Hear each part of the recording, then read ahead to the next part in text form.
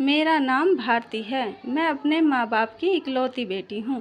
हमारा बहुत बड़ा कारोबार है। हमारी शुगर और कपड़ों की फैक्ट्रियाँ हैं। मेरा कोई भाई नहीं है, तो पापा के साथ मैं ही सारा काम संभालती थी। फैक्ट्री में पापा ने मुझे सारा काम सिखा दिया था। अब मैं पापा का हाथ भी बटाने लगी थी। अचानक एक दिन मेरे पापा बोले कि बेटा, मैं बूढ़ा हो गया हूँ, यह सारी संपत्ति मैं तेरे नाम करना चाहता हूँ। मैंने बहुत मना किया, लेकिन पापा ने सब कुछ मेरे नाम कर दिया और कुछ दिनों के बाद ही उनकी बीमारी में मृत्यु हो गई। पापा की मृत्यु के बाद माँ भी बहुत बीमार रहने लगी और मेरी शादी जल्द से जल्द करवाना चाहती थी, ताकि उनको कुछ हो जाए तो मैं अकेली न रह जाऊं। पापा के जाने के बाद अब सारा काम मुझे ही देखना था। अब सारा दिन मैं इस काम में बिजी रहती। सारी फैक्ट्रियों का लेखा जोखा मेरे हाथ में था। मेरे फैक्ट्री में ही एक इंचार्ज के पद पर एक लड़का था, जो देखने में काफ़ी हैंडसम लगता था। उसका नाम राजेश था और मुझे वह पसंद भी था, लेकिन मेरी उससे कहने की हिम्मत नहीं हुई।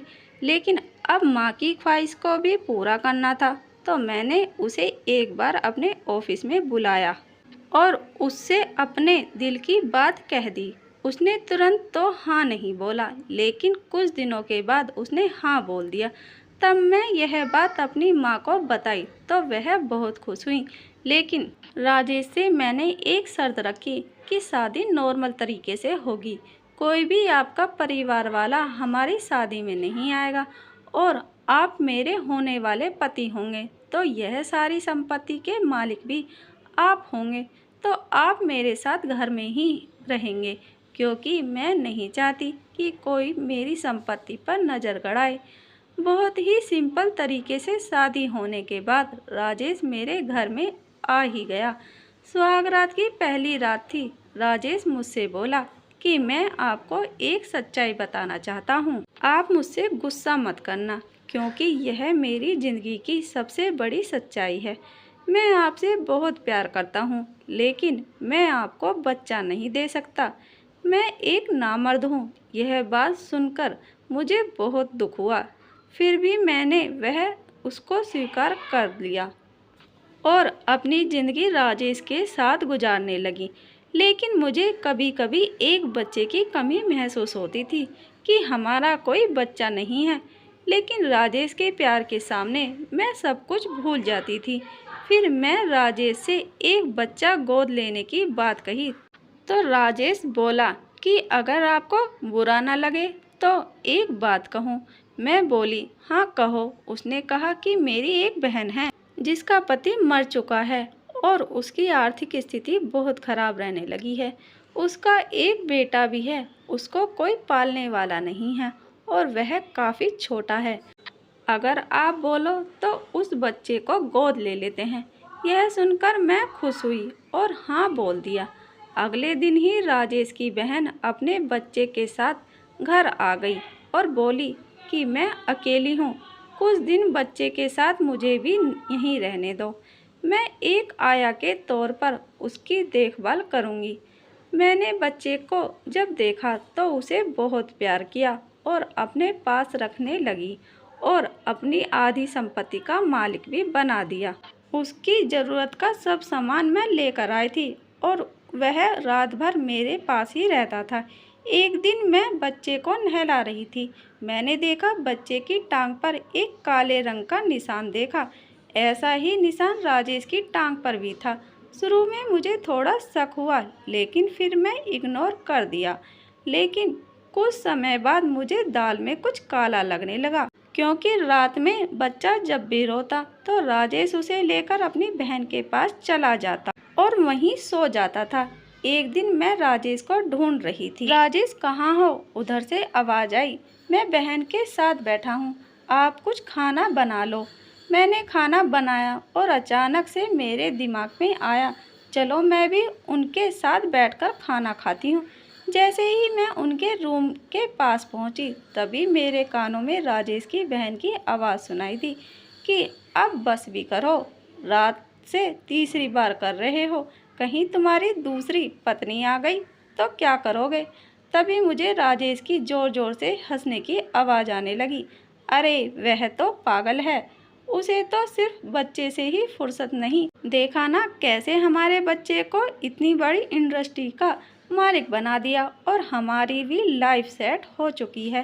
पहले जहां हम छोटी छोटी चीज़ों के लिए तरसते थे, अब देखो हमारी कितनी मौज है। अब मेरा रुतबा देखो, सारे फैक्ट्री के वर्कर्स मुझे बॉस बोलते हैं और मुझे सैल्यूट करते हैं और इतनी संपत्ति भी मेरे नाम है। उस पागल को तो मैंने आज तक टच भी नहीं किया। प्यार तो मैं तेरे से ही करता हूँ। एक दिन सारी फैक्ट्री को अपने नाम करवा लूँगा। बस तू मज़े ले और आराम कर यहाँ। सारी बातें सुनकर मेरे रोंगटे खड़े हो गए और मैं सोचने लगी कि हे भगवान, मेरे साथ इतना बड़ा धोखा।